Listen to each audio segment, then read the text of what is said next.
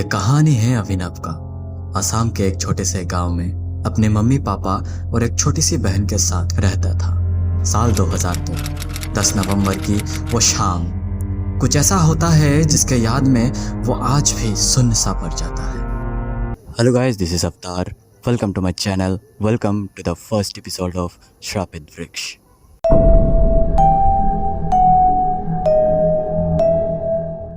पढ़ाई में अव्वल, सुंदर कदकाठी अपने 12वीं कक्षा के अंतिम परीक्षा देकर अपने घर की ओर लौट रहा था। घर से स्कूल की दूरी तकरीबन 2 से 3 किलोमीटर ही होगी और उससे भी कम दूरी का एक रास्ता और है जो कि बिलासपुर के उस शमशान की ओर से जाता है। कुछ विवादित कारणों से वहां से किसी का आना जाना नहीं था। परीक्षा खत्म होने की खुशी में आज उसे कुछ जल्दी ही घर जाना था। अपने आनंद से मस्त मगन अभिनव जल्दी के चक्कर में वही रास्ता अपनाया।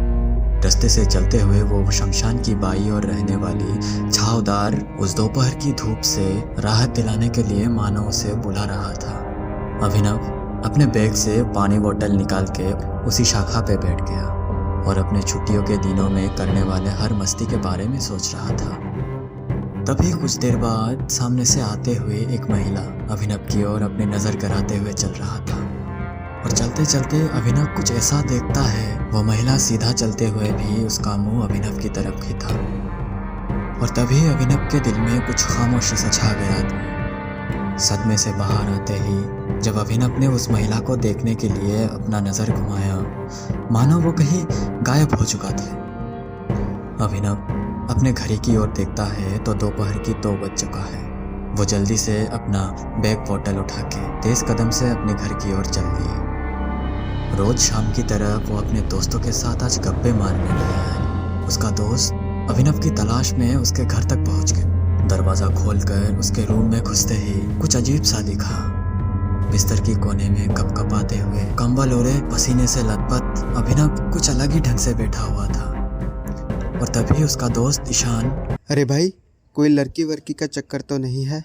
और दूसरे ने मजाक में, औरत का चक्कर बेटा, औरत का चक्कर। अभिनव दांतों को पीसते हुए कुछ अजीब ही ढंग से सबकी ओर देख रहा था, मानो उसने दोस्त नहीं अपने दुश्मन को अपने सामने देख लिया। गुर्राते हुए अपने आवाज में बस एक ही शब्द बोला, चले जाओ वरना मारे जाओगे।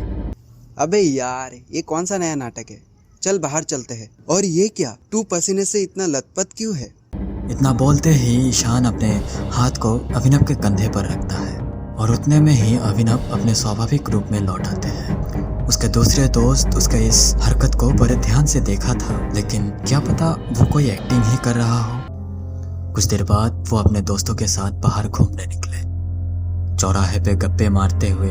कुछ देर बाद वही उसको भारीपन महसूस होने लगे। अपने दोस्तों को बुलाते हुए वो वहीं पर धरा पर गिर पड़ता है।